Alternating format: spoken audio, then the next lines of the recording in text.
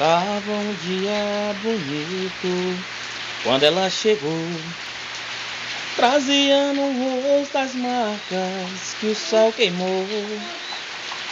Disse que estava cansada, sem lugar para ficar. Tive pena do seu pranto e disse: pode entrar.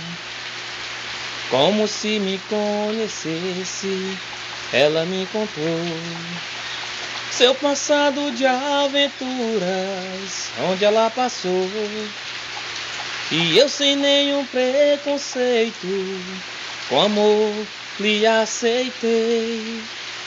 Um mês e pouco mais tarde, com ela me casei.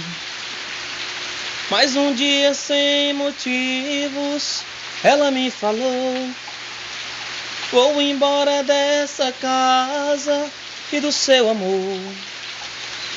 Pra dizer mesmo a verdade, eu nunca te amei. Por teu pão e tua casa foi que eu fiquei.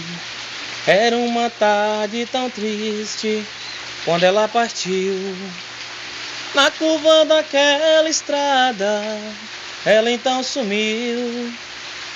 Ela é como folha seca que vai onde o vento quer. Me enganei quando dizia: tenho uma mulher. Era uma tarde tão triste quando ela partiu.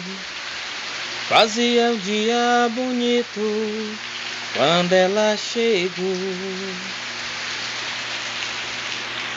Gravando ao som da chuva. Essa é a música. Tudo bem, papai?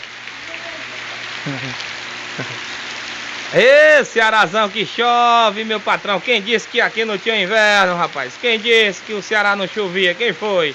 Eu. Você falou? Foi. Pois você estava errado, viu? O Ceará está se desmanchando em água, graças a Deus. Tchau. Vamos